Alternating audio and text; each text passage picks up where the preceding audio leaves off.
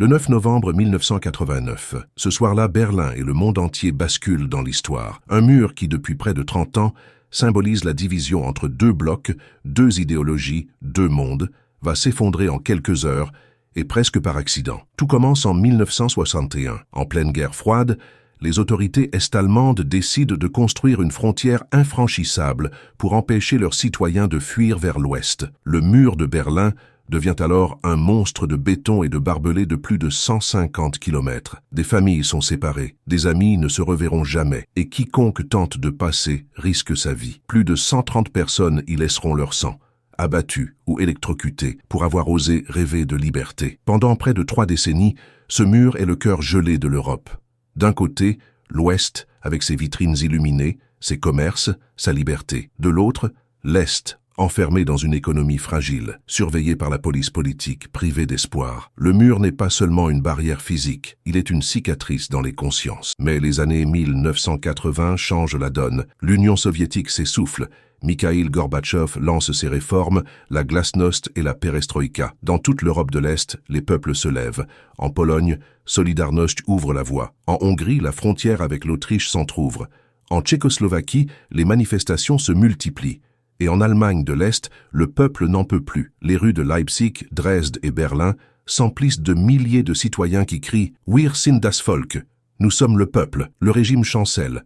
Mais il hésite. Les dirigeants savent que la répression pourrait tourner au massacre, comme sur la place Tiananmen, quelques mois plus tôt en Chine. Mais ils n'osent pas. L'armée ne tire pas. Et puis arrive le soir du 9 novembre 1989. Lors d'une conférence de presse chaotique, un responsable du parti, Günther Schabowski, lit à la hâte une note sur de nouvelles règles de voyage. À une question d'un journaliste, il répond maladroitement que les citoyens de l'Est peuvent désormais franchir la frontière, immédiatement, sans délai. Une phrase qui n'était pas prévue, une bourde historique. La nouvelle se répand comme une traînée de poudre. Des milliers de Berlinois de l'Est affluent au point de passage. Les gardes-frontières sont débordés, désorientés.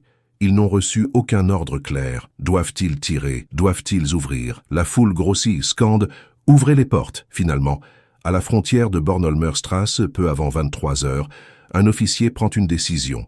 Il lève la barrière. Alors, dans la nuit glaciale, des milliers de personnes franchissent le mur. Ils courent. Ils pleurent. Ils tombent dans les bras de leurs frères et sœurs de l'Ouest. Des scènes d'embrassades, de rires, de larmes. Les cloches sonnent. Les rues s'emplissent d'une foule en liesse. Les images font le tour du monde. Très vite, des jeunes montent sur le mur, armés de marteaux et de burins. Ils frappent la pierre. Ils arrachent des morceaux. Le mur de la honte s'effrite sous leurs coups. Dans les jours qui suivent, l'Allemagne tout entière entre dans une euphorie inédite. Le mur tombe, et avec lui, tout un système. Cet événement n'est pas seulement la fin d'une barrière. Il marque le début de la réunification allemande, la fin de la guerre froide, et un monde qui bascule vers une nouvelle ère. Mais souvenons-nous, ce n'est pas une armée, ni un gouvernement qui a renversé ce mur. Ce sont des citoyens ordinaires, des hommes, des femmes, des familles qui ont osé croire qu'un autre avenir était possible. Le 9 novembre 1989 reste la preuve éclatante que même les murs les plus solides finissent par tomber quand un peuple décide de se lever. Alors, la prochaine fois que vous entendrez parler de frontières infranchissables, rappelez-vous de Berlin, car ce soir-là, dans la joie et la confusion, l'histoire a choisi la liberté. Et vous, que feriez-vous si un mur vous séparait de vos proches? Auriez-vous eu le courage de l'abattre?